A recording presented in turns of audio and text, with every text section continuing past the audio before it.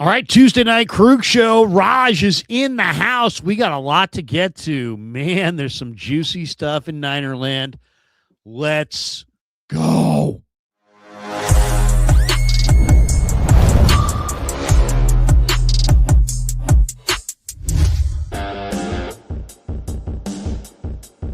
Off and running Tuesday night on the Kreuger show, brought to you by Pig and a Pickle. The best barbecue in all of Northern California is Pig and a Pickle. Check them out. They're in Emeryville. They're in Corte Madera. They're soon to open in Petaluma. They're open 7 days a week from 11 a.m. till 8 p.m.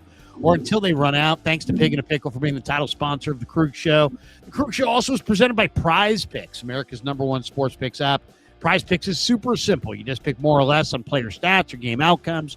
You build your lineup. It's available in most states, including California. If you haven't checked it out yet, use code HMA, and when you play $5, you're going to get $50 in lineups instantly. The Kreuger show also brought to you by our good friends at alamarmarina.net. That's right. Float while you dine on the Sacramento River, 5999 Garden Highway. Get the shrimp tacos. You're going to love that spot. And also thank you to Novato Chevrolet, family-owned dealership for over 50 years.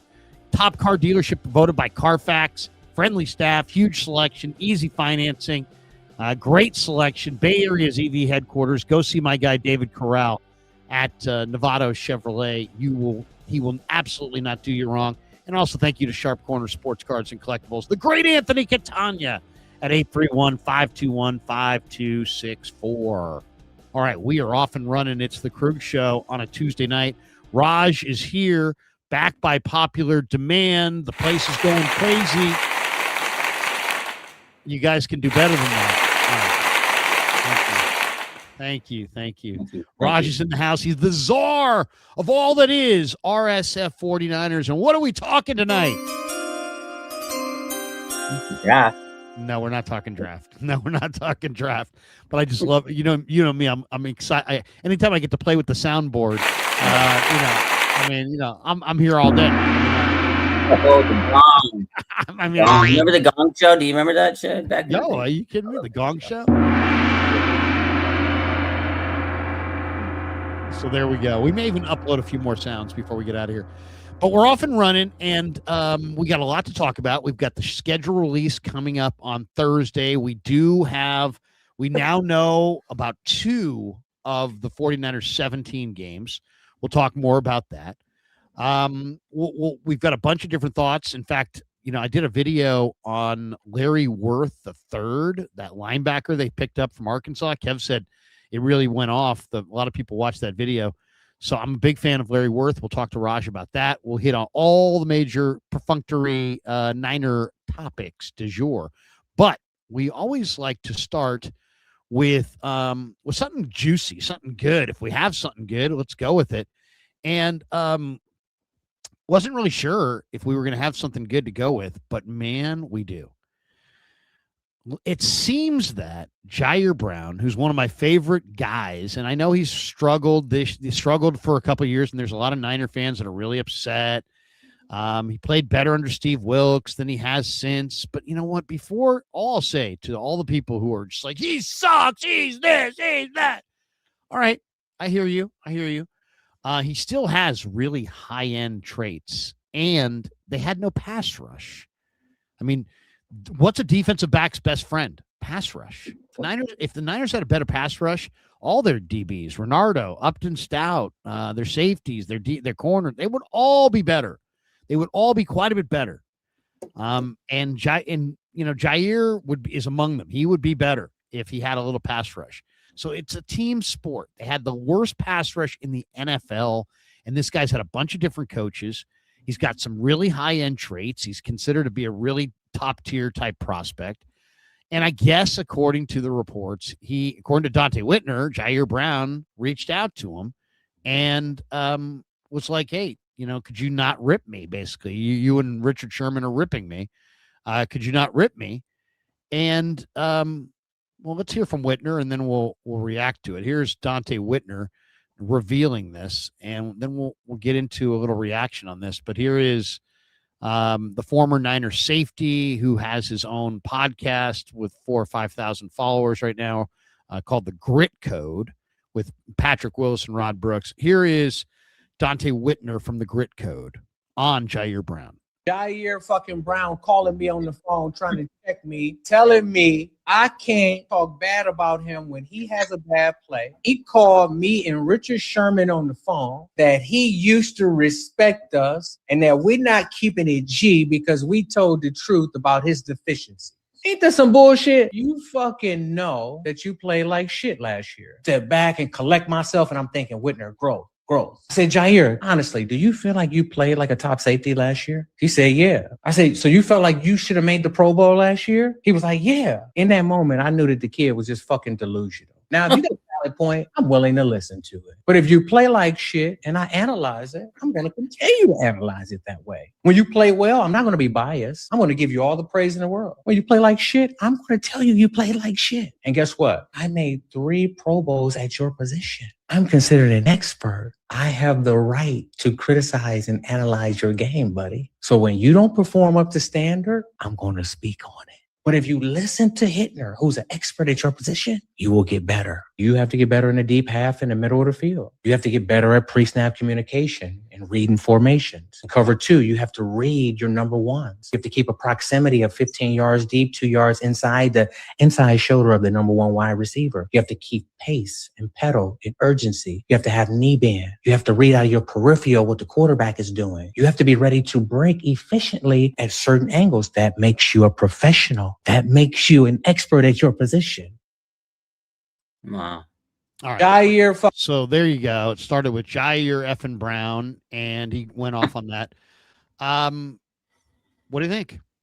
I mean, that was a lot. I mean, at the end of the day, I don't disagree with them. I know most Niner fans, they don't like Ji'Ayir Brown. I mean, this has been posted on many different platforms, and the consensus is he kept it 100. He's right. And Dante Whitner, he is an expert. He was a Pro Bowler. He was a great player. And you should, look at him and say, damn, he knows what he's talking about. And Ji'Ayir Brown called him up, and he was like, look, don't talk bad about me. I do see it. There's 2 different takes you can have on this, and we'll probably play another clip of some other stuff. Like, I think Brown wasn't expecting him to, like, blast him out on his podcast. And, I mean, what do you think? Yeah, Dante Whitner definitely used that video for, his clicks and views, which is sports media, man, and he could do whatever he wants. But damn, I bet you Ji'Ayir is probably watching this today like, damn, he threw me under the bus. But hey, at the end of the day, criticism. And was he wrong? No, he's not wrong. Ji'Ayir Brown has a lot to improve on. And he's shown flashes here and there. But Niner fans have tired on him, right? Like most of the talk this offseason before the draft is get a veteran safety, go draft a safety. People have given up on this guy. And now, Matt Mayoka the other day said it's probably going to be a battle between him and Siegel for that starting spot. So mentally, I bet he's like telling people like, I need you to say I'm positive, because I think mentally he's falling apart. And if you're not right in the head mentally, you're not going to be able to succeed on the field. So this doesn't do him any favors mentally. But I mean, I don't think Dante Whitner told any lies there. His assessment was spot on. But man, throwing him under the bus like that, I bet you Ji'Ayir Brown feels a certain way. That was crazy. How he went. I mean, he led up the video with the F word, like, oh, fucking Ji'Ayir Brown. I'm like, oh shit, this is gonna be heavy. Well, I mean, wow. I mean, obviously nobody's arguing. I don't think Dante. Nobody's arguing that Dante doesn't have the right to say what he says. Maybe he's saying that Ji'Ayir is saying he doesn't have a right to say it. I don't know what Ji'Ayir said. We don't know what Ji'Ayir said to him. If Ji'Ayir called him up and said, hey, man, you don't have the right to criticize me, well, then Jair's wrong. He absolutely does have the right. And it doesn't matter if Whitner played X number of years or whatever. Anybody's got an ability to criticize. You don't have to be a Pro Bowl safety to criticize a safety. Last I checked, Dante Whitner is critical of other players that play positions that he doesn't play. You know what I mean? So it's not just about he's critiquing his position. Yes, he knows his position well, but he's critiquing football, and a lot of people critique football. For Ji'Ayir, I'm sure it bothers Ji'Ayir more to get negative criticism from somebody that he knows and maybe has some respect for, or had respect for and looked up to. I guess I'm putting my shoes on the same feet, because I'm going to put myself in his shoes, in Whitner's shoes. I think I know what I'm watching as well. I scouted football players in the Canadian League and the NFL. I feel like I know what I'm watching. I know what coverage I'm looking at, and I know what it's supposed to look like, and I know what the job description is: offensively, defensively, special teams. And I'm verbose and opinionated like everybody else, right? And I'll give my thoughts on it. But like in this situation, if I had been critical of Ji'Ayir and he called me up and said, "Hey, man, you're being critical of me," I think I would have a conversation with him, talk to him about where I'm coming from, who pays my bills, how my world works, and just paint a little picture of, hey, look, I'm not out to get anybody, but I'm not covering anybody. I'm not here to cover your ass. Okay. If you thought I was, you're wrong. Okay. So I'm not here to cover your ass, but at the same time, I'm also not here to try to get anybody. It's not the Kreuger show. Who are we trying to get? Who are we trying to get? It's like, no, but I agree with Dante that, hey, it is what it is, as they say. So if you play bad, I'm going to say you play bad. I mean, I had a guy come up to me on the 49ers this offseason. I was critical of Isaac Guerrero because he hasn't done anything. He's been really bad with the Niners. All he's done is fumble, turn the ball over, and have no confidence from the coaching staff. And he just, so I've said it. And then he reached out in one of the, I don't know, social medias and was like, all right, okay, all, coach, kind of a thing. And I'm sure he didn't like the criticism, but it's true. And I ain't backing away from it. And sometimes the truth hurts, but I ain't out to get him, and I'm not rooting against him. And I've got other people. I've been critical of Ricky Pearsall. People think I'm out to get him, or if I get some axe to grind. I don't. I want to see the Niners win. I like Ricky Pearsall, and I like the fact that he owns up to the fact that he hasn't been very good and he hasn't been able to stay healthy. So I'm going to call it straight, and I respect people who call it straight. And Dante, to a degree, called it straight, so I can respect that. But there is another side to this thing. And that is the next move, okay? You've got every right to criticize Ji'Ayir Brown up and down every way imaginable inside the lines of football. You don't think, obviously if it gets into his family or personal or anything like that, you're crossing into a lane that you should never cross into. As long as you keep it between the lines, I think fair and honest criticism is not just warranted, it's almost demanded. By the fans. You can't just sit here and blow smoke up everybody's ass. No, you're great. This guy's great. You're great. This guy's. I mean, you can, but then you're just going to be, you're a cheerleader. You're on the 49er. You're part of the 49er gold rush. Yeah, it's fake love. Yeah, we're not, and that's not what we do. I'm not here to get anybody, but I'm not here to cover anybody. So there's two parts of this. On one hand, Dante is totally within his rights to critique Ji'Ayir Brown, the football player. And in this video, after the F-bomb and the insults, we got to some legitimate criticism. Yeah, if I was Dante, I would have cut off the first part and just gone with the legitimate criticism and taken the high road. That's what I was thinking. Take the high road, right? He could have done without the F you, this and that. Like, I get it, because that's Dante and that's who he is as a person. He shouldn't change it. But for this particular thing, if you want more of the players to respect you, or the Niners or media to respect you, you kind of need to lean into more of the, hey, this is what you need to do, Ji'Ayir. Play with, shoulder pads and bend the knees and stuff. Like, that was good criticism. But it took him like a tongue lashing to get to that, which, again, I don't have anything wrong with it. But there's certain probably people that do. Society's a lot different nowadays than it was 20 years ago. Some people probably didn't like that, or they probably were like, that's too negative. And although I will say this, like Ji'Ayir Brown, if he's having to call Dante Whitner and tell him, I don't like your criticism of me, him and Richard Sherman, he says, and that tells you about him also. Like, maybe he just doesn't like criticism. He doesn't, sometimes people are going to criticize you. I've been criticized all the time, doing content you have. Like, I'm sure not everybody likes me. I'm sure most of your chat hates me there. This fucker on Tuesday night. Whatever. If you sit in front of a camera, if you sit in front of a microphone, if you give opinions, if you come across, as sometimes we do, and let's admit it, we can both admit it, anybody who does these kinds of things comes across like a big mouth know-it-all. I get it. You get it. We all get it. And guess what? If we didn't want public criticism, We could have gone and been a dentist. As an athlete, you're going to get criticized on how you play. And you're right. There's so many players on the team that get criticized. Like Nick Bosa gets criticized, whatever.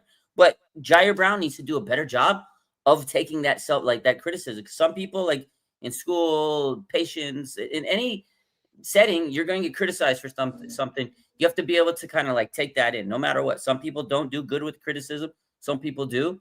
And how do you respond to that? And he could have asked, like, how would you respond? Like, how would you respond if you actually were in Ji'Ayir's shoes? How would you respond? Would you? I would respond the same way that Ji'Ayir responded. I would seek out Dante Whitner in a private moment and have a conversation. Now, what exactly I would say, that we'd have to go into. But as far as I would reach, I don't think Ji'Ayir did the wrong thing to reach out to Whitner. No, he didn't reach out, but to tell him how he felt about it. I don't know what he said. Of course, that might have been what rubbed Dante the wrong. Maybe he said it in a certain way, but what he said. Yeah, maybe he got real negative on Whitner and was like, "Hey, you have no right." Who knows? I mean, maybe I would have reached out and says, "Hey, man, can we talk about? Tell me how to improve. Like, if I'm not that good, and the film says that, tell me how to improve." Like, yeah, of course, I would ask a lot of people. I would probably look at Richard Sherman and people that have been in this business that are good. But also, I would just like try to look at it, and not just Dante Whitner. I'd reach out to other people, say, "Hey, look, I'm getting criticized. How can I improve?" But also the coaches on the team, and say, "Hey, look, man, how can I improve my game? Look at the film. They're saying I have deficiencies in my game. What can I do to improve?" I mean, you're not just going to ask Dante Whitner, but look at other people. But I think for Brown, he's looking into Whitner to say, "Hey, man, I don't appreciate you talking trash about me on every episode of your podcast. Can we talk about like that?" And then I would have said, "Okay, what would you do better?" But again, we don't know what they said behind the scenes. At the end of the day, he might have said something to piss Whitner off because he came out hot on that show. But also, too, he's doing it for media and clicks, and that's how he gets paid also. So I can see it two ways. It was crazy because he definitely aired out some laundry, and I'm like, I don't know. And then he dropped Richard Sherman's name. I'm like, bro, Dante's doing everything to get some views today, and he got a lot of eyes on him. What you can do for views in the present isn't necessarily always worth what it's going to cost you in the future. Yes, you have a channel, I have a channel. We're doing a stream right now. Yeah. If we wanted to, we could get 6,000 people in the room instead of 600 that we have right now as we started off here.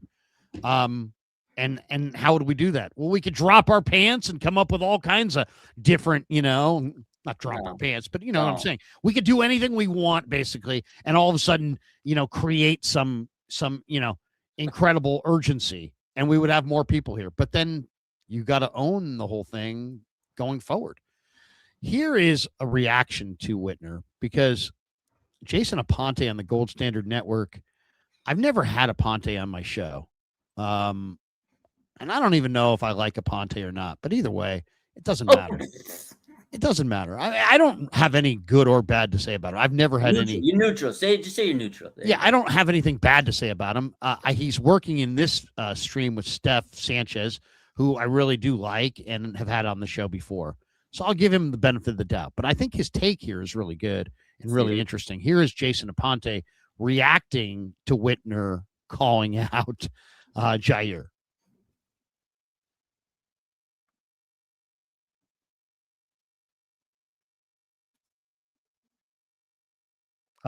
Wait. You're not hearing that, are you? I'm not seeing anything. You're not seeing anything. Hold on. I played it before I shared it. All right, let's share the screen. Then we will do this. Okay, take two. Here's Aponte on the Gold Standard 49er podcast with Steph Sanchez, clapping back at Whitner. He called you like a man, and you decided to take that to the podcast?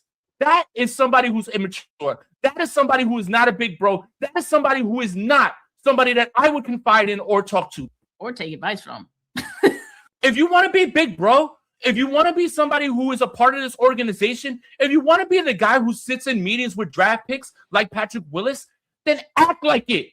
Because you're not allowed back. You want to know why you're not allowed in those meetings? You want to know why you're not allowed around the team? You want to know why? It's for reasons like that. Ji'Ayir Brown reached out to you as a man and wanted advice and told you what he felt.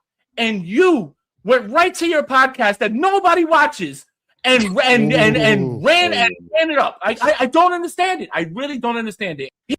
Wow. Wow, Cook. I mean, that right there is juicy, man. That's some good stuff right there from Aponte.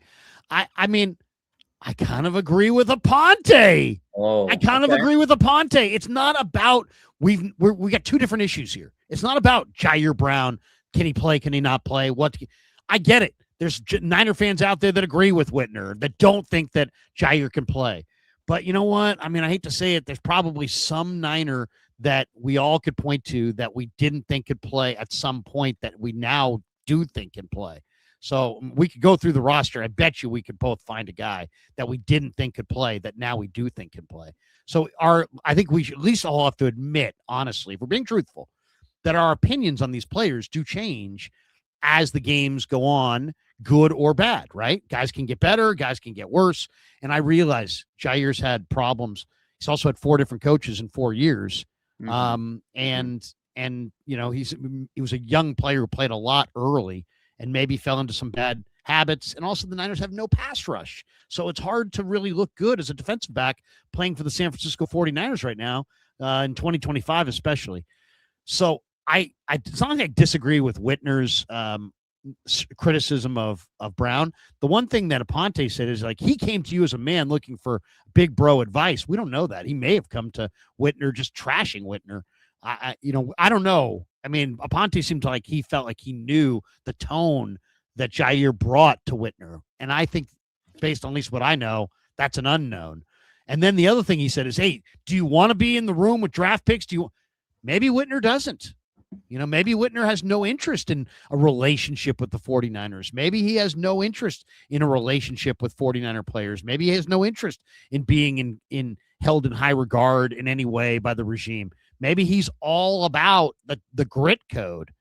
You know, and I don't know. I mean, I don't know. It's a brand new podcast. It's got less than 5,000 subscribers. I'm sure it's not his source of income. I would say it could not be at this point. But maybe someday it has to be, and maybe he wants to make it that and build it up. Maybe this is all in the effort, in the name of building the podcast. But I do agree with Aponte in one thing. It's like the guy came to you with criticism, and there was a lot of different ways you could have dealt with it, but you decided to trade that chip in for views. And yes, you're getting views today. And I'm sure the grit code, whoever is the person running the grit code, is like, hey, man, way to go, way to go. But you probably have burnt that bridge, because 49er players probably are not going to side with Donte Whitner. They're probably going to side with Ji'Ayir Brown. And that's, you know, the access, the calls, the whatever could all disappear. And maybe Donte doesn't care about any of that. He may not. But I think he's done himself some damage as far as representing the brand, being warm and tight with the players, you know, and maybe that's not what he wants. And there's no, I don't want to be buddy with everybody either. I'd rather just have the ability to speak the truth. And I think that's, be honest. I think that's what Donte Whitner is trying to do. And that's what he does in the grit code. But that's what he does in the grit code.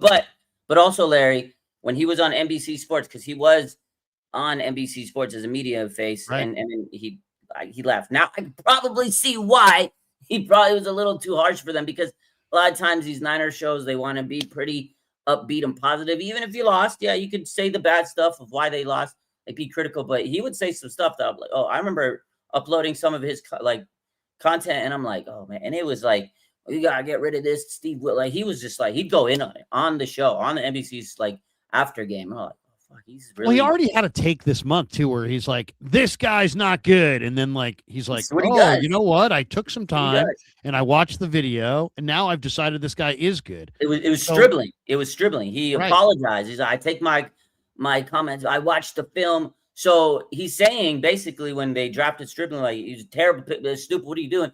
And then he goes back and says, well, I watched the film. So did you not watch the film? So then there's this whole thing of, okay, now he's So you throwing Jair. spoke the first time without watching the film. Apparently, yeah, I guess. And then he's like, "Oh, I watched the film more closely and stuff." So again, that's a bad look for him. So then now he did say, "I watched the film when I was looking at Ji'Ayir Brown, and I told him this and that." So again, but at the same point, like I don't know how constructive the criticism he was on the phone call. I wasn't there. Wish I was a fly on the wall. So again, did Ji'Ayir Brown take the criticism right? Was he upset? Like, how did he react to him? How did he call him? You know, you do have to take some accountability for your bad play. Like, I get it. He's had 4 different DCs. He talked about it this morning on My Sports Update on Ari Myrov's. He had an interview with him, and he did speak about that. Team, yep. Yeah. So I saw that. So he did speak about that. So yeah, that definitely plays a part of it. But like just looking at him and seeing the games and watching his film, we have eyes, Larry. We watch it. He hasn't shown improvement over the years. So that's why I think fans are like, well, you're a liability. Let's put the link in the call screen. The call. We'll take a call or two on this if you guys want to. If you guys want to tonight. What's that?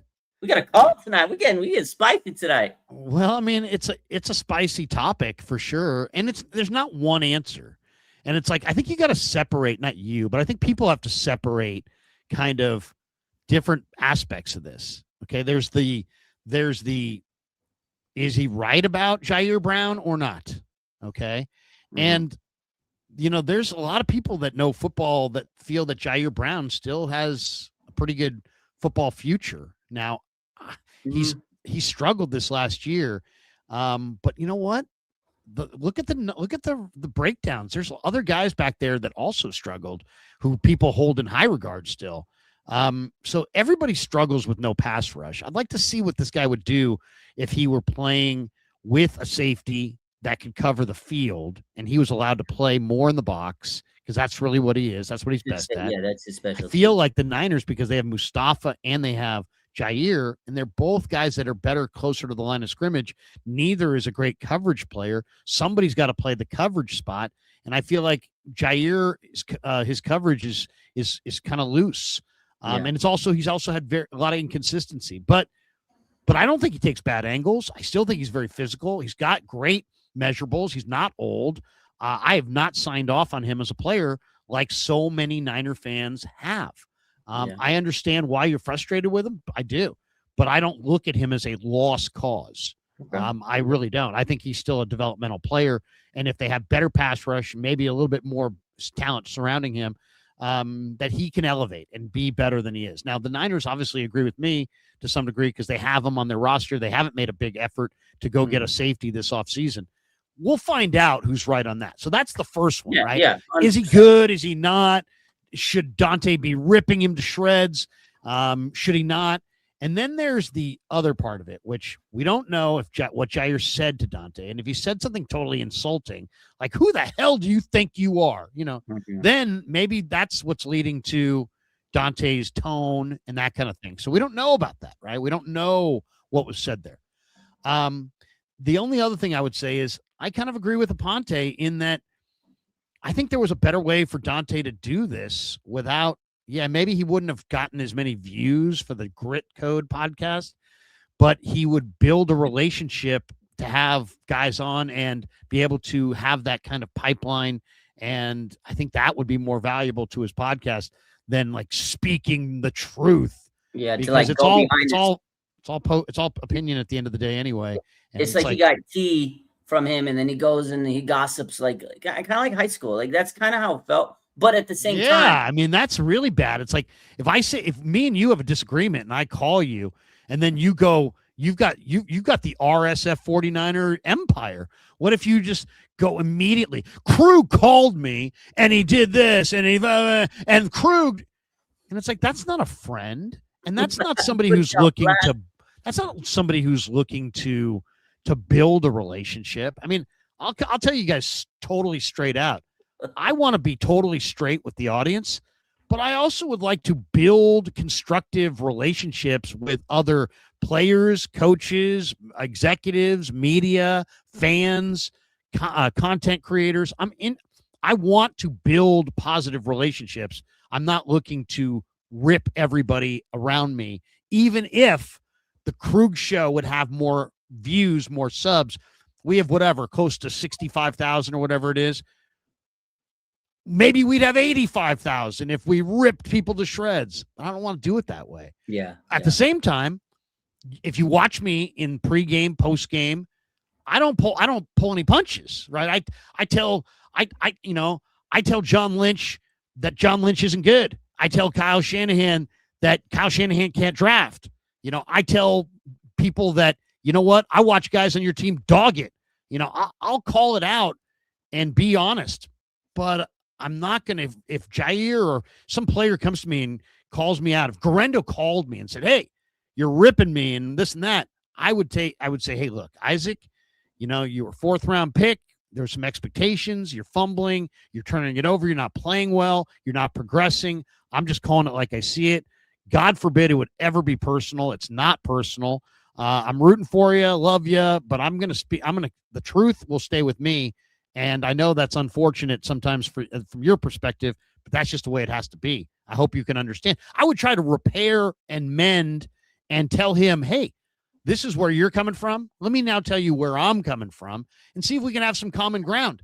But I could get more views for the Kreuger show if I said, Garendo called me and he's pissed and he said, and he wants me to do this. And I said, no. And yeah, okay, I could turn it into a big soap opera and get 1,000 more views for the moment, but that's not the kind of channel that I want to have.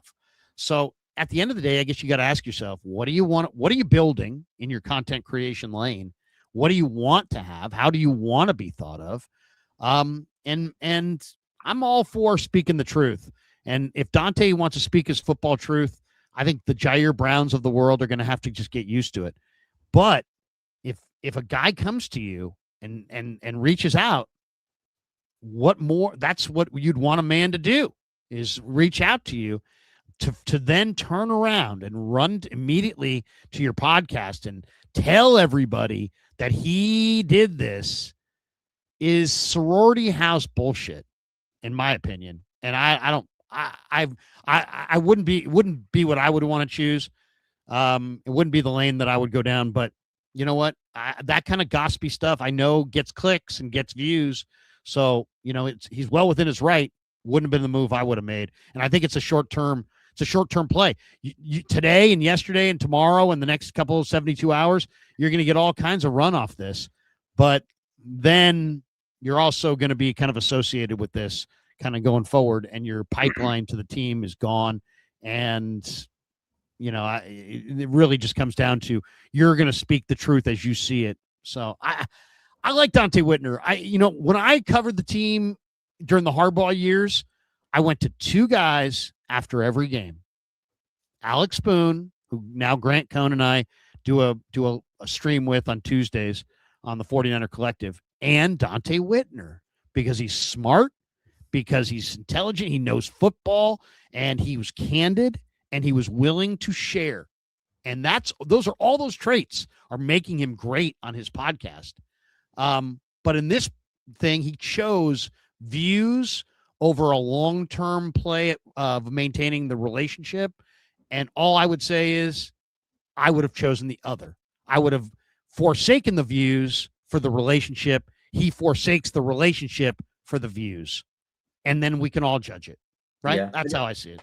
Definitely. I mean, it's a good call, but again, we don't know what. I think we don't know what Ji'Ayir said or how his tone was. Yeah, I'm kind of looking at the comments on Instagram, and I got a little bit more, a little bit more depth into perspective, a little bit perspective, some context, but also too, if I'm Dante Whitner, I would have said, listen, Ji'Ayir Brown, after they hashed it out, said, look, why don't you come on my show? Why don't you come on the Grit Code? Yeah, and then we can talk, and that would have been even better. Like to have Ji'Ayir Brown and say, hey, look, yeah, I'm here with Ji'Ayir Brown, 49er safety. He called me. And I've been critical of him. Let's talk about it. And that would have been an actual great show. That would have been a big time hitter. That would have been a bigger hit than whatever views you're going to get here. Because he could have called him out on the show, like you're being a B, whatever, and then Ji'Ayir Brown like, yo, whatever he had to say to in response. But I'm going to read a couple comments from Dante Whitner on this. From Whitner?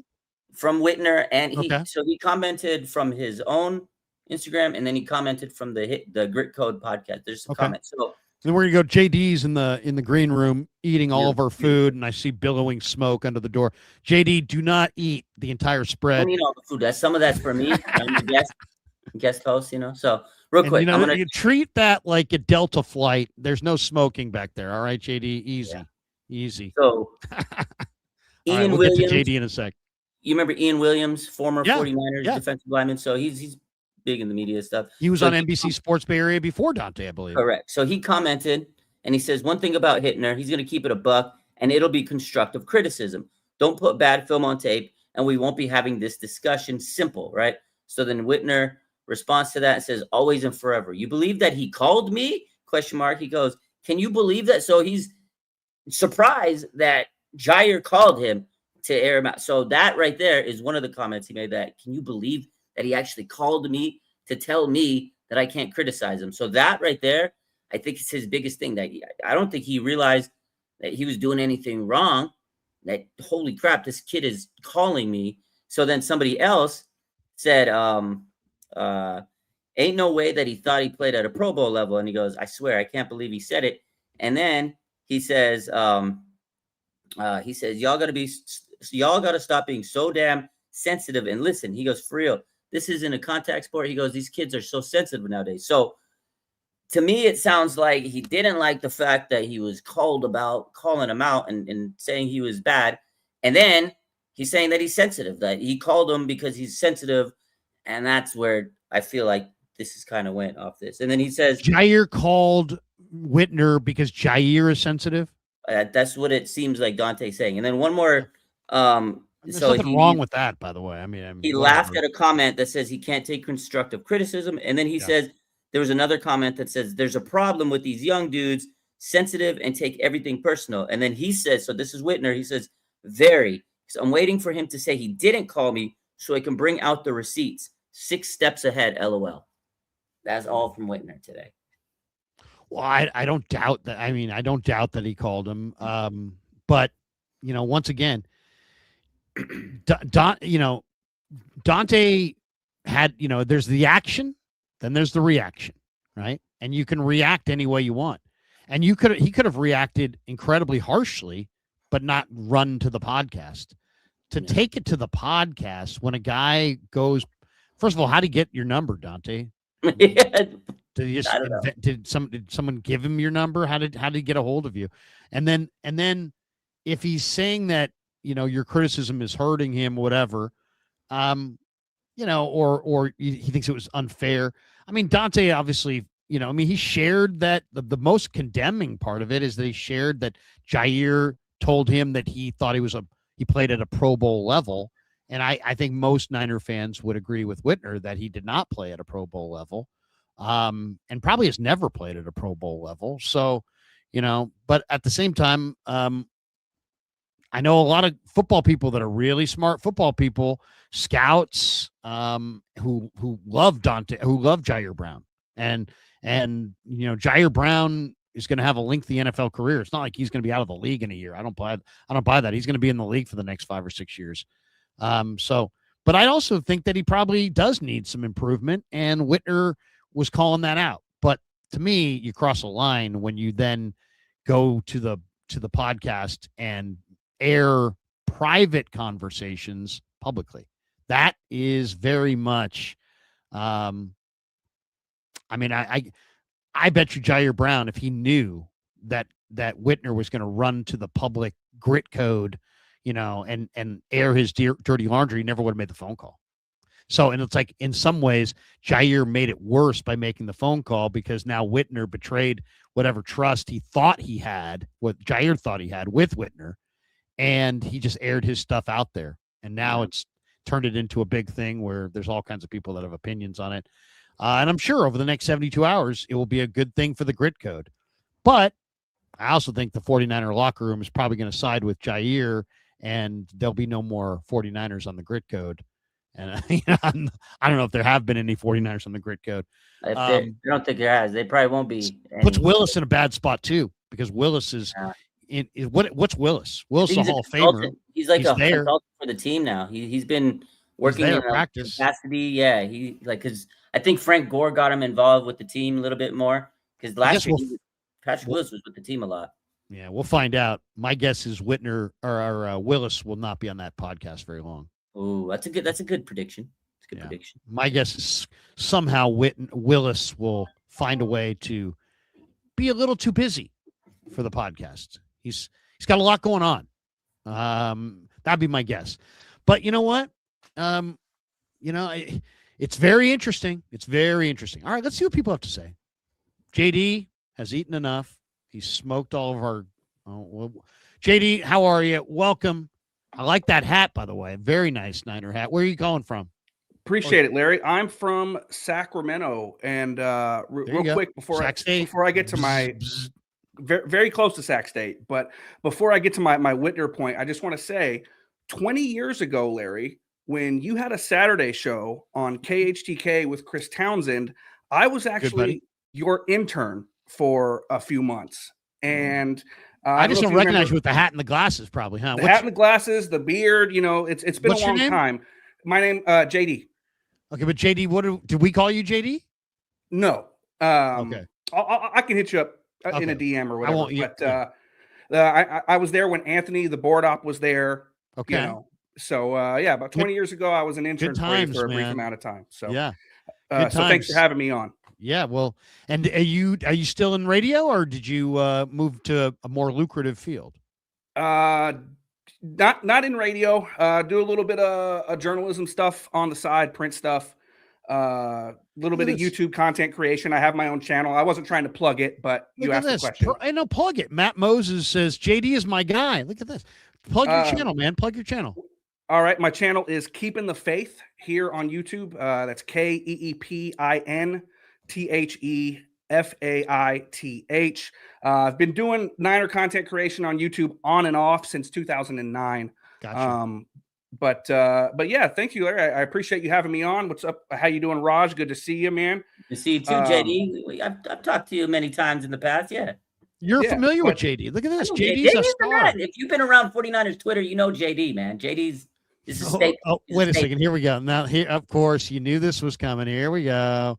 Anthony. Larry not remembering the intern is hilarious. LOL. Hey, it's been a long time. It's all good. But it's been 20 years. But yeah, would love to do a show with you sometime, Larry, if you're open to it. But no way. I won't do that. That's ridiculous. In fact, right. I'm going to go to the internet. I'm going to tell everybody that I don't want to do a show with JD. No, absolutely, JD. We'll after the show, we'll connect and we can do something for sure. The new Tuesday guest right here. We got JD, baby. Wait a second. I have a really good idea. Maybe, possibly, if we could turn this. No. Oh no. I can't do it. I was going to try to. Oh, there we go. There we go. Look at that. I'll just hang out. Wait a second. I've got the perfect configuration. Oh, look at that. All right. No, that ain't right. Okay, let's move Raj back in the middle. Wait a second. I should probably be in the middle. It's my damn show. All right. No, I'm just joking. So, JD, give me your thoughts on this one, on the Whitner, Ji'Ayir Brown, whatever you want to call it, back and forth. I mean, on one hand, like, as far as the judging Ji'Ayir Brown, you guys made valid points, which I agree with, that it's been hard to judge Ji'Ayir Brown based on the revolving door at defensive coordinator. 4 defensive coordinators in 4 years is going to be difficult for anyone. And then you combine that with the fact that the 49ers had a historically rough pass rush in 2025. Yeah. And you can't really judge any player in the Niners secondary based off of 2025, in my opinion, because of the fact of how poor the pass rush was. So in that regard, I give Ji'Ayir Brown some grace because he has dealt with some adversity and some things that have worked against him. But I have some issues, with Ji'Ayir Brown in this instance, given that he said it back in September that he feels he's a top 5 safety in the NFL. He told Dante Whitner that he still thinks he's a top safety in the league and a Pro Bowl caliber safety when the numbers and the production have not, bared that out. He is a talented player, no doubt. I mean, you don't pick off Patrick Mahomes in the Super Bowl if you're not a talented player. But at the end of the day, to call yourself a top 5 player when you don't have top 5 production, I can see where a guy like Dante Whitner, who has been there and done that and cut his teeth in the NFL and been at the top of that position, would have an issue with it. And my whole thing is this too. Like you guys mentioned, we don't necessarily know Ji'Ayir Brown's point of view when it came to the phone call and what was said. Dante Whitner said it as much on his clip that Ji'Ayir Brown tried to G-check him. Those were Dante Whitner's words. So the tone of the conversation was hostile, at least from what I gather, based on what Dante Whitner said, that Ji'Ayir Brown called up Dante Whitner and had a problem with the constructive criticism that Dante Whitner was trying to give. And he called Dante Whitner with, some issues with what was said. And again, Dante Whitner said he tried to G-check him, meaning things weren't necessarily pleasant. And so Whitner also said that before he responded to Ji'Ayir Brown, if you guys go back and watch the clip again, he said he tried to compose himself, kind of take a deep breath before he said anything and reacted. And he asked him, like, so you really think you're a top 5 player and you really think you're a Pro Bowler? Like he tried to give Ji'Ayir Brown, the ability to kind of walk it back. And Ji'Ayir Brown stood 10 toes down on the whole thing. And obviously the phone conversation was a hostile one, not a good one, at least from my perspective, from what I gather there. What he shared, yeah.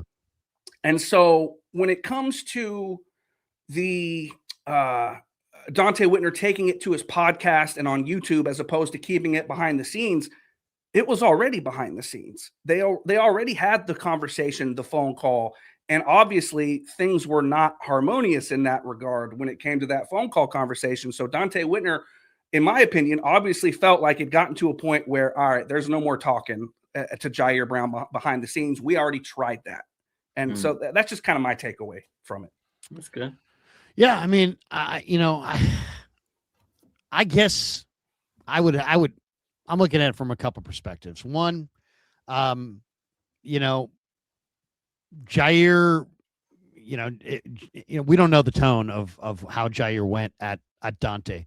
And to me, that's the missing link in this thing, because if Ji'Ayir went to Dante and he said, "Hey, big bro, that kind of thing, like, hey, I really look up to you, and I know you're being real critical of me. It would be easy if you could ease up a little bit." But then if he, then it would be, I would almost feel like Dante should he maybe not ease up, but at least explain where he's coming from, and then move on and not share it. And that's building trust in a relationship. And that's what I want to do, like with my channel. I'm trying to build relationships with you, with Raj, with the Niners, with KMBR, with, whether it be Grant Cohn, Alex Boone, anybody I stream with. I'm trying to build relationships. And I think that's the best long-term approach. But then there's also, like, what do you have the right to say? He's got the right to say anything he wants. Like he's got the right to say it. And so, I mean, that whole idea, it's like, I don't know if Ji'Ayir jumped Dante and was like, hey man, who are you? You don't have the right to say this. Or if he gave him that, like Dante gave us the kind of the indication of like, hey, I used to respect you. What's happened to you? It's like, it's not about me. It's about you. It's not about me and what I'm going through. It's about your criticism of me, and your criticism is what's out of line. Then it's like, hey man, somebody needs to explain the world to Ji'Ayir, that this NFL thing, you get paid lots and lots and lots of money because people care and lots of people watch. And the liaison, if you want to call it, or the go-between between the people that are paying your money, the fans, and you are the media. And the media's morphed and changed into different roles and all that. But people are out there and they're going to have their opinions, whether they're informed, like Dante's may be, or whether they be uninformed, like so much of the other criticism is. And I think, all I would say to Ji'Ayir is you should be above it. You should be above the fray. Let the people talk. Let the people say what they want to say. The Baltimore Ravens are not going to offer you a contract or not based on anything anybody says, including ex-players. So just don't, the Niners are not going to extend you or cut you loose based on anything that is said in a podcast anywhere. So be above it. Be above the fray. And just understand that you're playing, there's a lot more private options out there job wise than there are public options. And if the criticism is going to bother you that much, then you need to seek out a private job.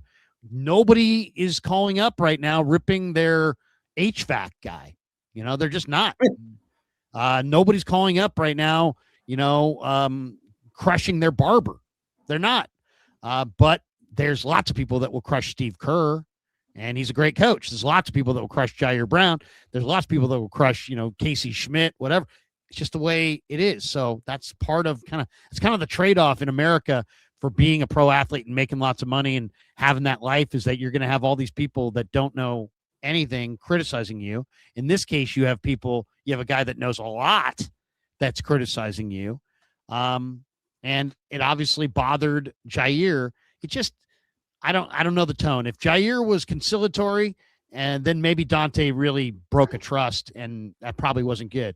But if he was contentious and antagonistic, then maybe he gave Whitner license to do this. But either way, the fallout is that I don't think any Niner players are going to talk to him. And it's just and maybe he doesn't care. And he probably doesn't care. But I'll say this. That's what I kind of loved about Dante. He's got a little bit of this like F you. I'm gonna say my piece. And that's why he's the strength of that podcast. And that's why people listen to him, because he is strident and independent. And so I can respect that.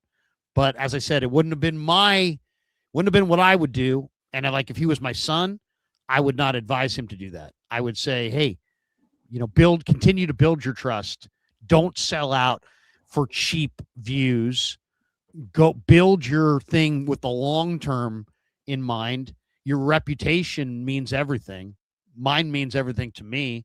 So that'd be my advice to my son if he were having a podcast and thinking about, hey, Dad, if I just rip the tar out of this guy tonight, I'm going to get X number of views. Okay.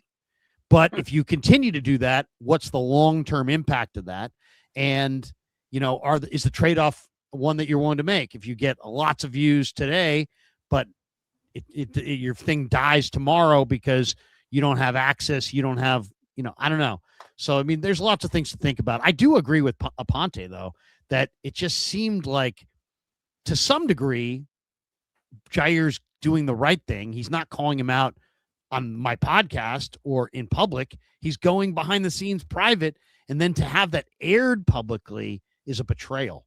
And that betrayal is not going to be lost on the players or the Niner organization. So I hope it was worth it for Dante Whitner. That's all I would say. It's not even about right or wrong at the end of the day. It's about that betrayal to them.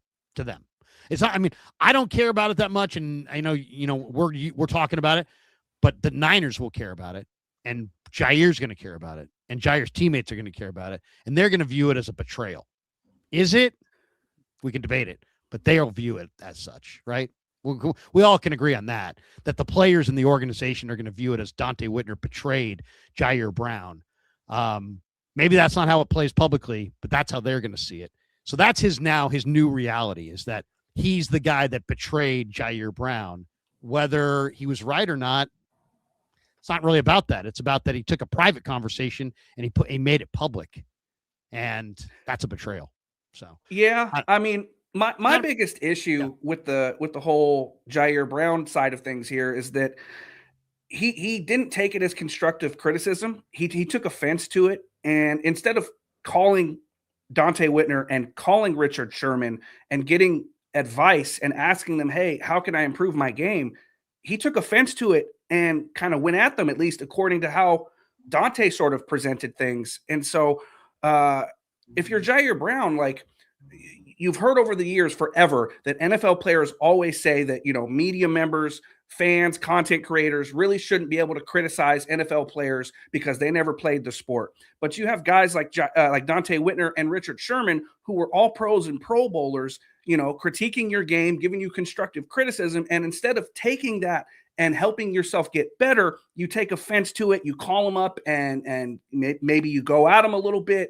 That's my issue. My biggest takeaway from this whole thing with Ji'Ayir Brown that I don't care for. Yeah, no, I hear you. Hey man, thanks for jumping in. Why don't we why don't you know? Do you have a way you can connect with me?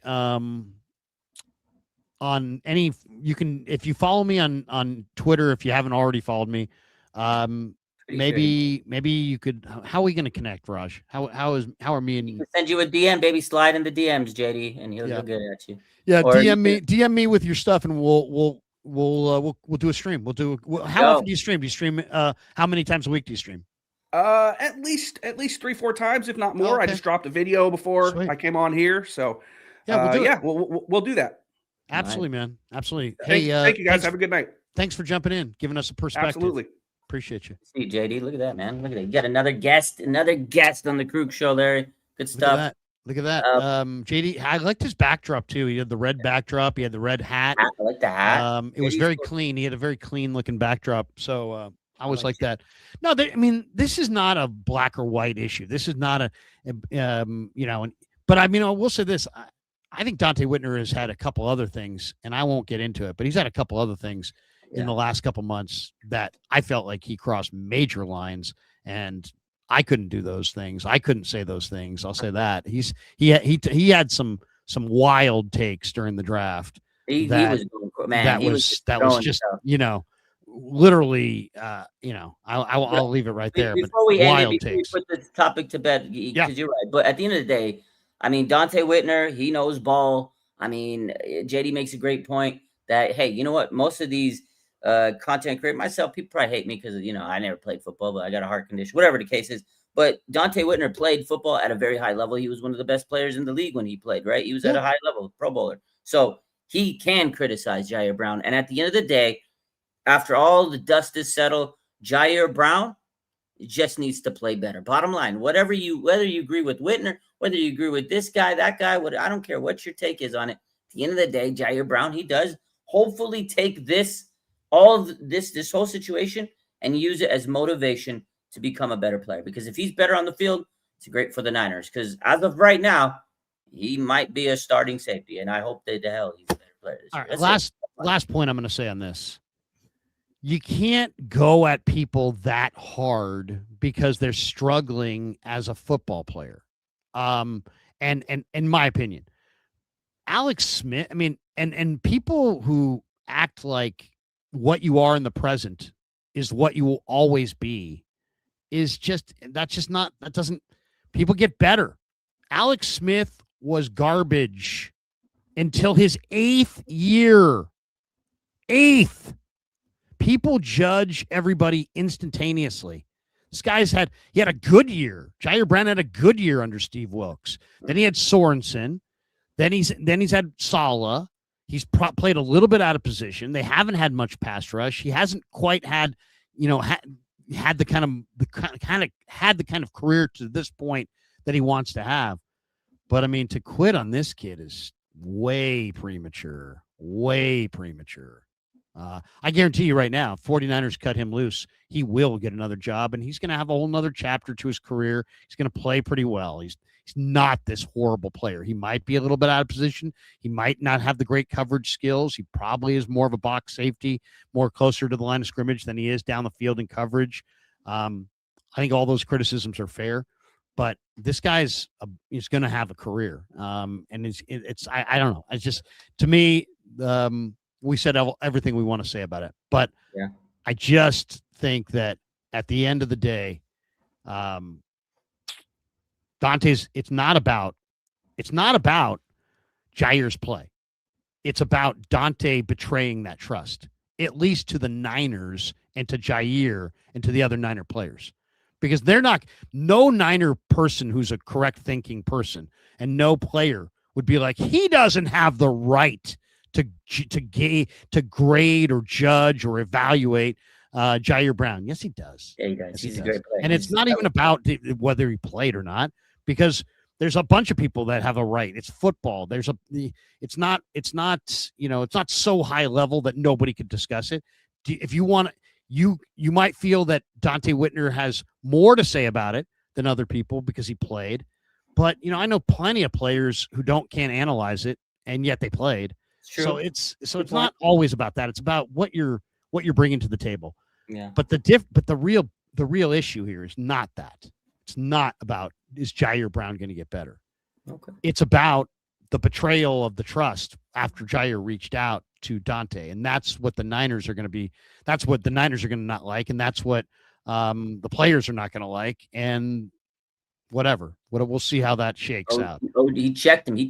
But at the end of the day, let's move on from this. Yeah. The only way to settle this, Larry, is put him in a Hell in a Cell, WWE style, no holds barred. Let him go at him. I would love get him on the phone with Triple H and TKO and get him in there.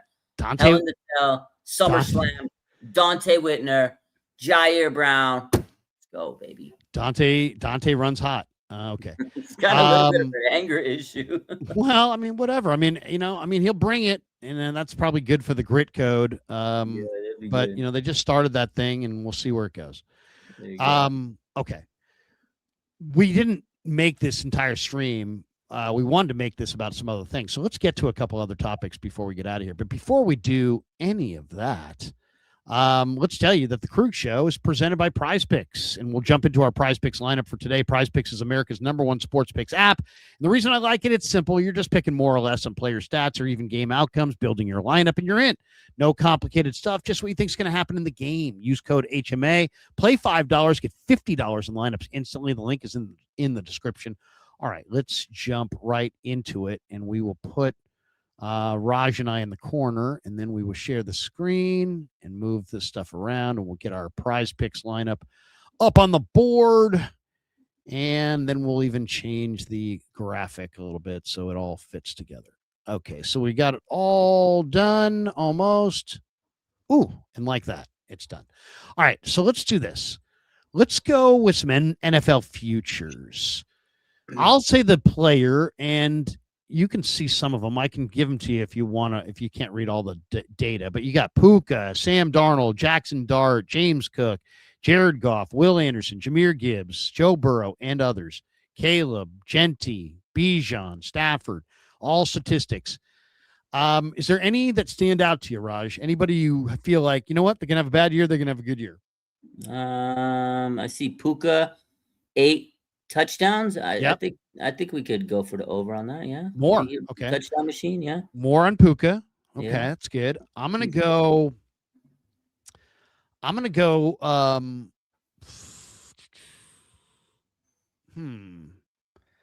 go more on Genti. Oh, I think the Raiders are improving their offensive line. I think Genti's going to have 1,000 yards. Okay. So I got that one. Is there one other that you like down here? Go Bijan. Pick to click over 1,120. Yeah, 1124 rush yards. Want more? Yeah. Oh, Bijan, man, that's my guy. Pick to click. Bijan, good man. He lives in Atlanta. My daughter and her fiance ran into him. Oh. Okay, so we're gonna bet. We're gonna say your daughter's fiance is Bijan. I thought that's what you said. No, my daughter's fiance and her ran into Bijan in Atlanta, and she said he's a really nice guy. He seems like a really nice guy. He does. Bijan Robinson seems like a class act. All right, so we have put that in there. We've made our wager. We clicked the button. We submitted the lineup. It's just giving itself a couple seconds to wind through. But I'm fired up about this. As soon as we let's see, we wagered. Here it is. Took a couple seconds, but the lineup has been successfully submitted. So let's view our lineup. All right, we got a 3-pick power play. $5 will pay us $30. Puka Nakua's got to have at least 9 receiving touchdowns. Okay, Ashton Genti has to have 951 rush yards. And Bijan's got to have 1,125 rush yards. If all 3 of those things happen, our $5 wager turns into 30. And we got to wait until the end of the year, Larry. That's right. We have to have patience. We have to have patience. I don't have patience, man. Be patient. And thank you to Prize Picks for being a proud sponsor of the Kreuger Show. And there's Raj, and there am I. All right, then we'll switch us back. All right. Yeah. Everybody's now in their proper spot. All right. Let's talk about a couple other things that I also want to get to. One of them is if I go to RSF 49ers. Well, first of all, there's one that I thought was another Ji'Ayir Brown. this is a different comment. This is also with the 33rd team, but this was a Ji'Ayir Brown comment about Dre Greenlaw in the Super Bowl. And I agree with this comment. Let's hear what Ji'Ayir had to say here. This is pretty interesting. And now we got to play without our engine. We got to play with, because if you look back, man, in the first quarter, Dre had like the first 6 tackles. He was unstoppable, man. He was having a game of his life. And wow, that happens to him, which is so unfortunate.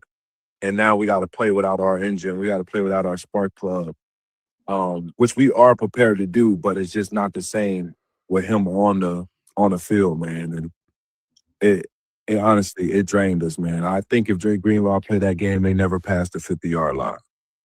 Honestly. Just mentally. Because if you look back. So, it's funny. I went up to, this was the Vegas Super Bowl, and I went up to Dre on the last day of media availability. I think it was Thursday night. Maybe it was Wednesday night. I forget. It was early, it was a little bit earlier in the week. And he was sitting by himself. And I walked over. I'm like, Dre, how you feeling, man? How you feeling? And he's like, it was like he absolutely knew that the Achilles was dangling by a thread. He knew because he didn't want to say it. He's not an excuse maker, but he kind of was like, hey, man, I'm pretty beat up. I'm pretty beat up right now. I'm pretty beat up. And it was like, he was telling me, like, I know you're a backer of mine and everything, but you know what? Like I'm at the end almost, physically I'm at the end of my rope. He was saying that. He was saying it without really saying it. He didn't want to offer an excuse, but he was also trying to be straight with me. So I'm like, how you feeling, man? You've had some rest and this and that. He's like, it's like, he didn't say I'm dangling by a thread, but he basically kind of said, I got some physical things going on, and I don't know how long I'm going to be able to hang out there, and then the Achilles blows as he's coming off the sideline in that game. And Ji'Ayir's right. I mean, he played amazing at the beginning of that game. And I'll never forget listening to the live mic a week later on that Super Bowl. And Mahomes runs over to the sideline after the first series. He's like, guys, we got to up the intensity. We got to up the intensity. And it was all about Dre Greenlaw. And Dre Greenlaw had so much intensity, so much fire, so much. It was just, it overwhelmed the Chiefs early, and he was making every single tackle. And I kind of agree that if he had lasted in that game, I hate to say it, but when I think of the Chiefs Super Bowls, the first one, I think if the Niners had DJ Jones, they would have stopped Kansas City's run in that first Super Bowl. They would have won that game. The second game, I really feel like if Dre doesn't go down with the Achilles, he was playing at such a crazy level, the Niners would have won that game. They wound up winning neither. But I agree with Ji'Ayir there. I think he makes a really good point. I know it comes across as an excuse, like, we would have won if our guy. Okay, I get it. If you're a Chief fan, you're like, oh, that's weak. Whatever. That's how he honestly felt. And I agree with him.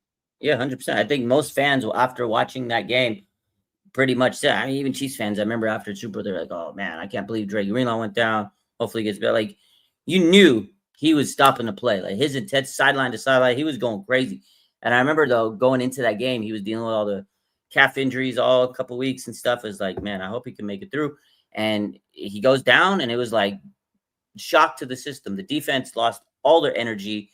And, Ji'Ayir said he was a spark plug. That's how he is. He's like the tone, that energy. He's that energy that this defense feeds off. And that's what they missed last year. They missed that energy of Dre Greenlaw. Like, yeah, they've had some good players out there, but like he just brings so much like just vibes to this team. Just it's an overwhilling courageousness that he has. He's like the most courageous player out there. He's afraid of nothing. He's playing a million miles an hour. Like his hair's on fire. Yeah. And you feed off that energy. Everything.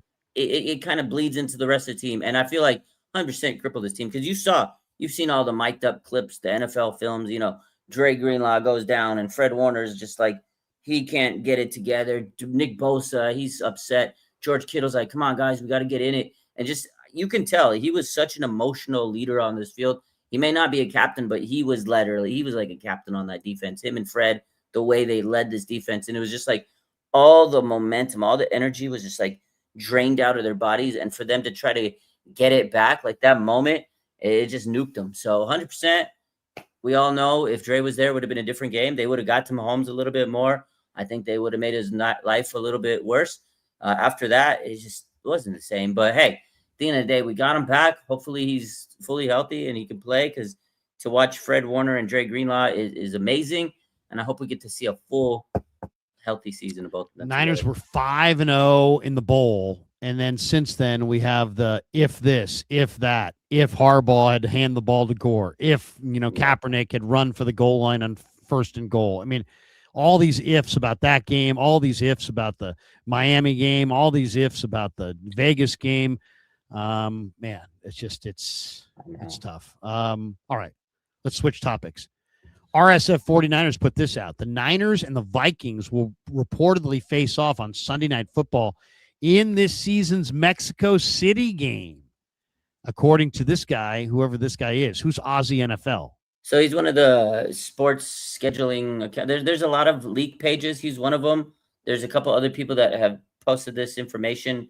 So there's a few pages that their job during the off season is getting those schedule leaks. And I think him and NFL Nerdington are one of them, and they do a pretty good job. So this is the rumor, and he's pretty spot on. So it looks like the Vikings and the 49ers are expected to play in Mexico City. So that means who's the home team? Whose home game is Niners. So they were supposed to be if you look at their opponent list, they're listed as the home team against the Vikings this year in 2026. So if this becomes true, if this news is in fact true, like NFL Nerdington and Aussie NFL say, they're the home team, but it sucks because you actually lose a real home game to go to Mexico City. Although the Niners have a huge fan base there, so I feel like it still would be a home game, but you got to travel a lot of miles to play in Mexico. But this means that Juwan Jennings' revenge game is in Mexico City against Niners. We got to play Juwan Jennings in Mexico. That's the week before Thanksgiving, right? Yeah. So in week 11 at Estadio Banorte. This is not where they played last time, is it? No, they got it. They got a whole new stadium. It looks fuego, baby. It looks nice. Have you seen? Is it better than Stadio Azteca? I think so. It looks pretty nice, man. It looks nice. I would, if this would have been a road game, I would have been super fired up because Minnesota's a hellish place to play. The Niners haven't beat the Minnesota Vikings in Minnesota for hard. I don't even remember. There was a stat last year. It was trending that the Niners hadn't beat these guys in Minnesota for. You can probably look it up. I don't know off the top of my head, but it's a hard place to play, man. It's tough. The place is loud. They're good there. 40 years. Of course, it hurts when you're trying to cover Justin Jefferson with George Odom. Remember that? 50-yard bomb down the field where he burned Odom. One other thing on the schedule thing, Mayoko had this. This is pretty interesting. I'll share the screen on Mayoko's tweet if I can do it. There we go. Here we go. There we go. Okay, so this is the tweet that he has out right now. He says, teams in each division play 14 common opponents. Here are the non-common opponents for the NFC West for this upcoming season. So the Seahawks play New England, the Bears, and at Carolina. The Rams play Buffalo, Green Bay, and at Tampa. The Niners play, it says Miami in Mexico City, but it's actually Miami at home, right? Yeah. So it's Minnesota in Mexico City, and then at Atlanta. And then Arizona's playing the Jets, the Lions, and at New Orleans. I don't know, actually, who's got the toughest there. I would say the Rams have the toughest. Buffalo, Green Bay, at Tampa. I think that's probably the toughest. Then I'd probably go Seattle with New England, who's in the Super Bowl last year, and Chicago at Carolina. 3 playoff. I'm going to say Seattle. They have 3 playoff teams. Although you can make a case for the Niners because they got a Mexico City game. That's a travel. But it would be, as you said, it's going to be 90% Niner fans. Yeah. And that I think Seattle, man, that's tough. New England, Chicago, and Carolina, 3 playoff teams from last year. I mean, Arizona's got the easiest one with the Jets and at the Saints. That's interesting, though. So, I mean, the schedule release is coming up on Thursday. Is there anything that you're looking for as far as the Niners? The one thing I'm looking for is I want to play Kansas City in September and not December because it's going to be in Kansas City. And also, if you play them early, you may not get Mahomes You play them late, you're going to get Mahomes, Mahomes, yeah. and the Niners just have never beaten Mahomes. Yeah, that's a good one. I just want them to not have every team coming off a bye week. Remember that year we had like every team was coming off a bye week. That was 8 teams off a bye. Yeah, last year we didn't have that, which was good. I don't know. I hope we get a good bye week. I hope we get a nice one because we got all that international game. That's tough, man. I hate all those travel miles. It's rough on the team. So hopefully we get a good bye week. It's not too early. I mean, it's tough because if you're going to have a week 11 international game and then week 1 international game, you got to find a good medium ground in there. And then also there's going to be a lot of primetime games. I'm guessing they'll have 4 or 5. Hopefully we get some good ones in there. But I don't know, man. I just hope that the Niners schedule doesn't do them any like harm because again, there's been years like with the travel and then the bad bye weeks and teams coming off a rest. I just hope that this year they don't get screwed in any of those areas. I mean, obviously you're already going to have a lot of travel. You're a West Coast team and your miles is going to be racked up. So that's definitely a disadvantage. I just hope that we get a good bye and we're not playing every team off a freaking bye week. That's it. Yeah. Playing, those mounting, all those games against fresh teams off the bye. I mean, it's hard to overcome, man. It is really hard to overcome. I mean, I'm not, I don't want to complain. Your schedule's your schedule, whatever. Yeah. Nobody wants to hear anybody complain, but man, some of those things can be difficult to overcome. All right. Today on KMBR, I was sitting in for Copeland and Derek Papa with Dieter, and we talked a little Niners. And one of my takes on there was that the Niners should go make that last step, sign Joey Bosa.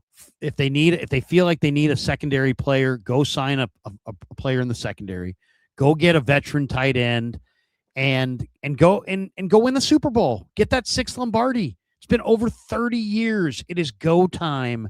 And I really believe it's almost, and I don't want to put too much on this, but I do think it's kind of like a now or never moment for this regime.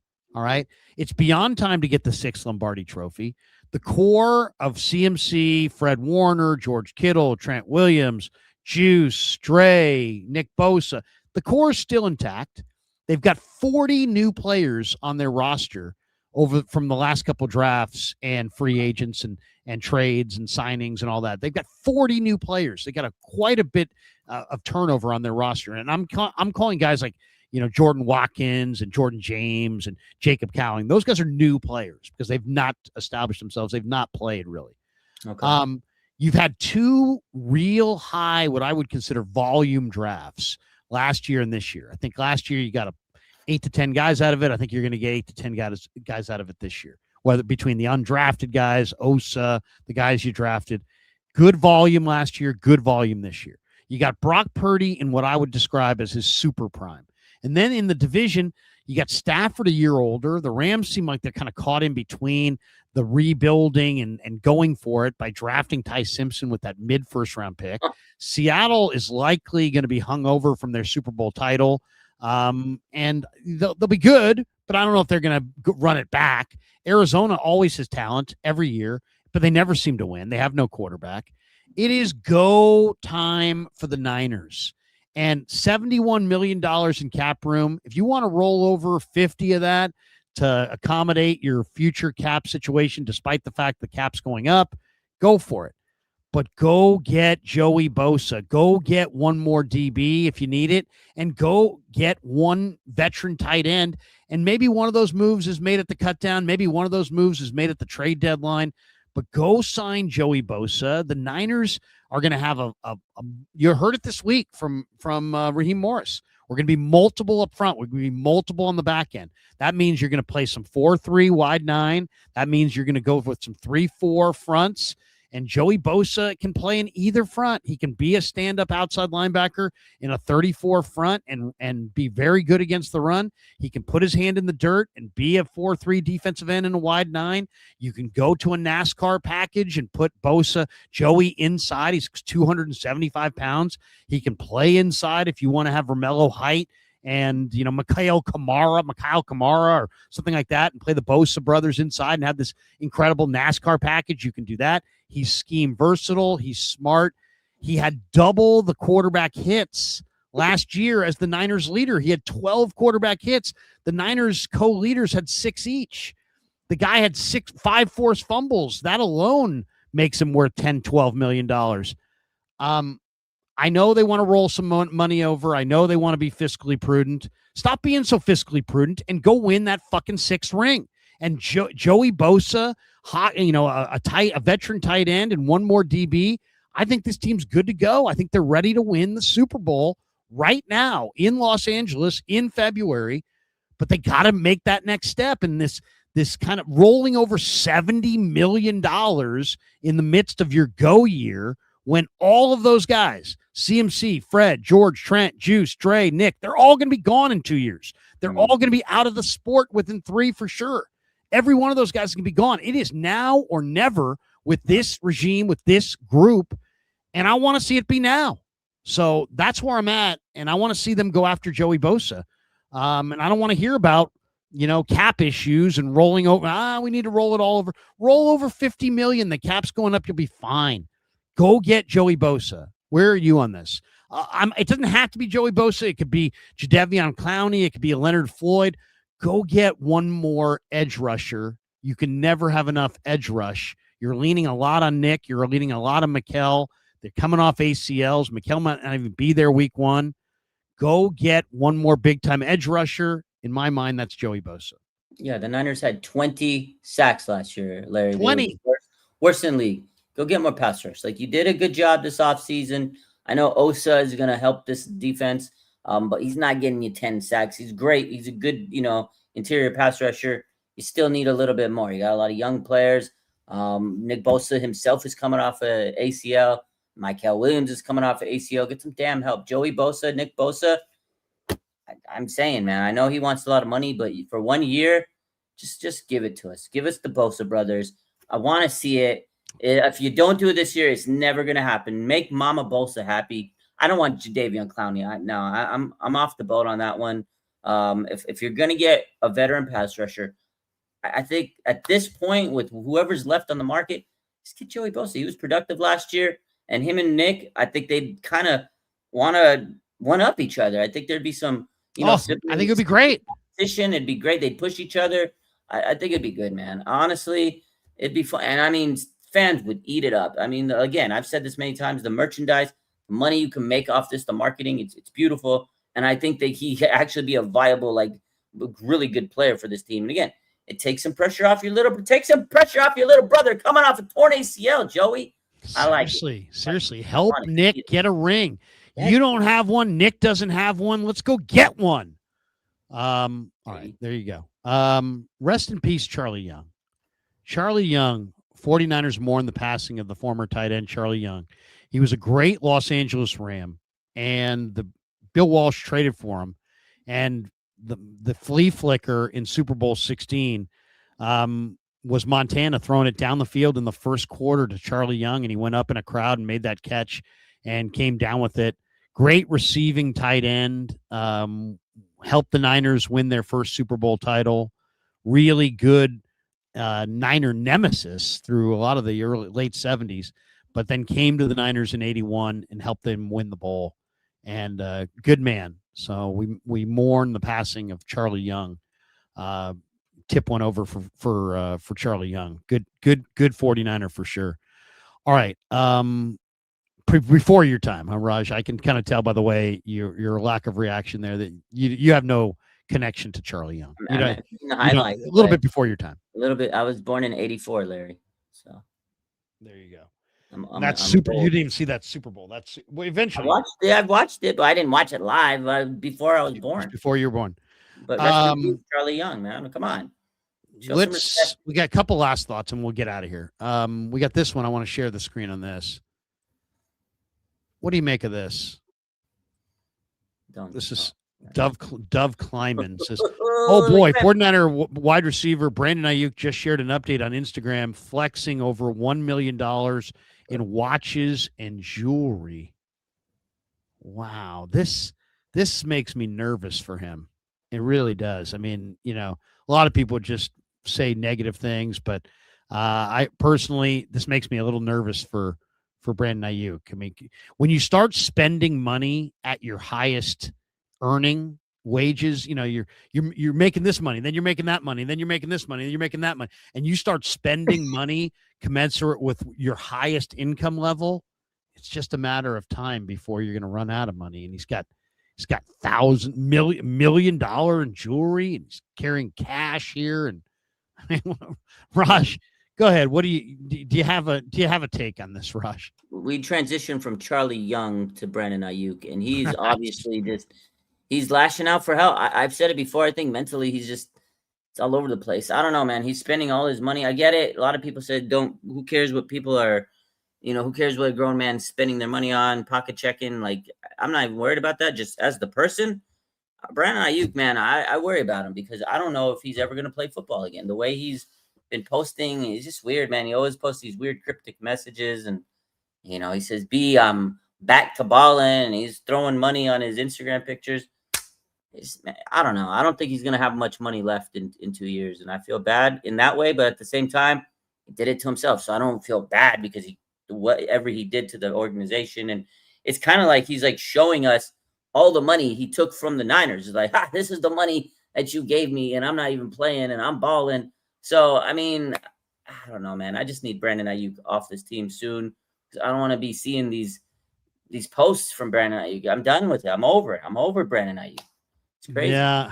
I mean, it'd be nice if the whole thing just kind of, I would love to see him find a new home, but I don't know. I really don't know. Two last thoughts and then we'll jet. Did you have a favorite, from all the posting that you did from the rookie minicamp? You got a number of views. I know you weren't there like you would normally be in training camp, but you still got a number of views of the rookies. Anything catch your eye, highlight wise or soundbite wise from the rookie minicamp? Do you have an opinion, or if any of your opinions on the rookies changed in any way after kind of perusing all the media from rookie minicamp? I'm just happy to see them on the field. And, I know Kyle said that they're not going to be really going gung-ho. We're just going to keep it pretty simple and running a few routes and just getting them in the swing of things, getting their feet wet. So I'm not like saying, oh my God, this guy's going to be a great player, but it was cool to see them. They looked, like they're having fun and learning. The one guy that stuck out to me is Ephesians Price. He looked like he kind of looked like the Merton Hanks. He got the long arms. He looks pretty long and lanky, and he's got some good size. I'm intrigued by this guy. I'm really hoping that he turns it, because this man, if you can harness this guy and turn him into something good, he could. I don't know. I hope he has good skills, because this man's got length. And hey, speaking of Dante Whitner, earlier this week, I posted a clip. He says that he thinks he should don't even put him in the cornerback room and just develop him as a free safety. I mean, it's a thought. It's got some length. He stuck out to me. And the other guy, that's not a crazy idea, because Prysock struggled in transitions to mirror receivers, and he's got the length, he's got the athleticism, he's pretty lean, but he had a bunch of penalties at UW, and a lot of people feel like he's going to struggle to be, play to mirror guys in man coverage.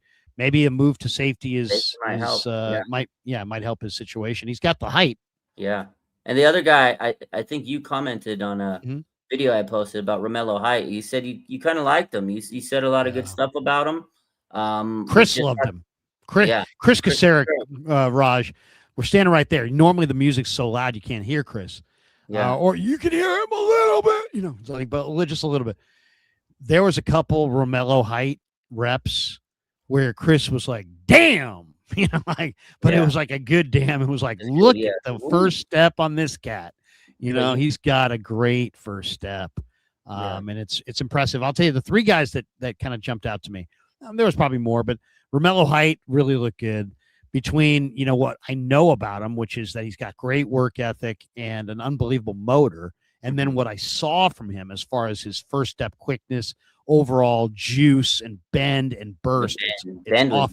Yeah, and the guy's really exceptional as far as athleticism. A lot of juice in his legs. And then, so he stood out. The other guy that I thought stood out was Will Pauling, the Notre Dame slot receiver. He was handling punts. He's quick.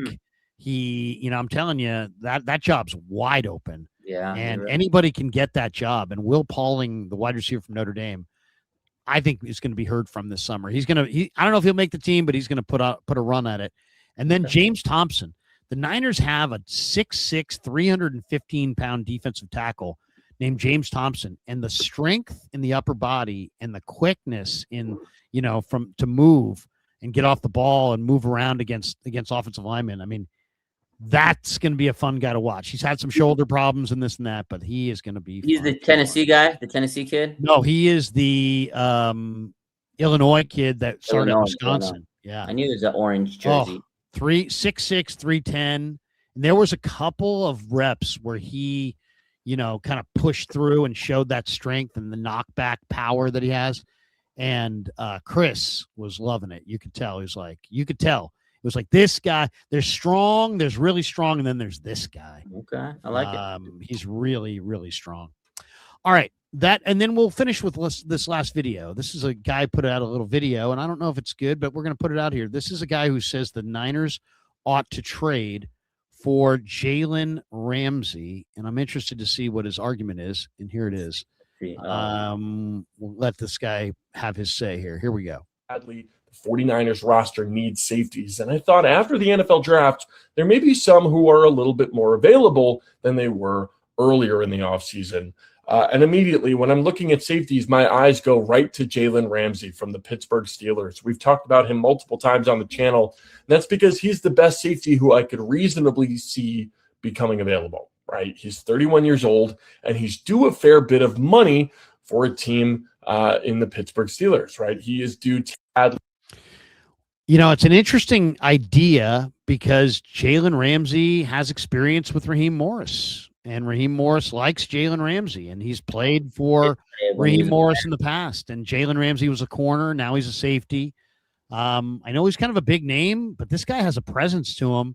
And if Raheem wanted him, I would love a Joey Bosa, Jalen Ramsey, veteran tight end addition between now and camp. If that happened, man, Bosa, Ramsey, and a tight end, I think the Niners are bowl bound. He's better than Ji'Ayir Brown. I don't think you'll have him calling Dante Whitner. So there you go. I wouldn't hate. I mean, it's funny though, because years ago, how much we hated Jalen Ramsey when he was the Rams, and him and Debo had some amazing back and forths. And then if you remember, Robbie Gould got in this man. So you remember Robbie Gould? He walked up and he punked Jalen Ramsey. This is one of the all-time moments. I loved Robbie Gould, but I wouldn't hate it. 31, he's still pretty good. I feel like he'd be better. Again, he's better than what we have with the improved pass rush. He'd be a good veteran to have in this locker room. Because what have we been saying is get a veteran safety, because I think he could teach these younger guys. Because I like Marquise Siegel. I know he wasn't great last year, but he's a rookie, and I feel like he's the guy that could develop and become something good. I like Marquise Siegel over Ji'Ayir Brown. So maybe you get a Ramsey and you could teach Siegel. And again, hey, all the power to Ji'Ayir Brown. I hope he uses that as motivation. But Jalen Ramsey on the secondary, it would be like when we got Richard Sherman on this team. He was a hated rival. Everybody's like, I can't believe we got Richard Sherman. And he was so good as that veteran leader in the secondary. And I think we need a guy like that. We have Lenore. He's still somewhat young. We need like an old head cornerback or safety. Ramsey has a presence about him too. He's a really smart player. He's an intense player. I think he's become more of a leader as time has gone on. I kind of like the idea, and obviously it would be up to Raheem, but if Raheem liked it, I'd go for it.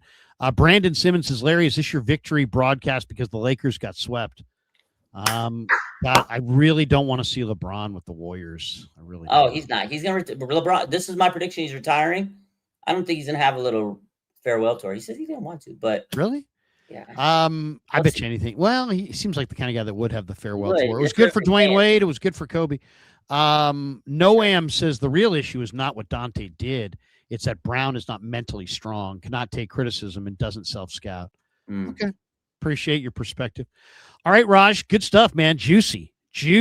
We normally go an hour, went an hour and a half today. Yeah. Some good stuff though, for sure. I'll give you the final word before I pull the ripcord and call this one. Hit like and subscribe, by the way. If you hit like, everybody, more people find the stream in the overall YouTube algorithm. If you hit subscribe and click that notification bell, anytime I go live or Raj goes live, you don't have to miss a minute of the action. So, and the links are in the description for all of our sponsors. We've shouted them out before, but thank you to Pig and a Pickle. Thank you to Prize Picks. Thank you to Nevada Chevrolet. Thank you to all of our sponsors, really. Sharp Corner Sports Cards and Collectibles. And I think that's all of them. No, I think I missed one, but here we go. Also, thank you to the Alomar. Of course, the Alomar. We got a brand new announcement. We're extending our relationship with Alomar, the Alomar restaurant, alomarmarina.net. We're going to have a phenomenal new guest, and he's going to be with us twice a month. You guys all know who he is. I won't tell you who he is yet, but he's a guest that he's so good that we have to compensate him to come on. Ooh. And so we now have a sponsor who's willing to compensate this guest. So he's going to be with us twice a month, and you guys are going to love it. And Wow. Raj is going to be re-aggregating and using a lot of these segments. Let's just say that. Absolutely. You're Let's going to just say get that. paid too. I'm going to aggregate his videos and make my money. There you go. There you go. It's good enough for me. Good. Thanks to Raj. Thanks to all of you. Thanks to the sponsors. The links are in the description for all of them. Peace. Yeah, never met a man I've been scared of.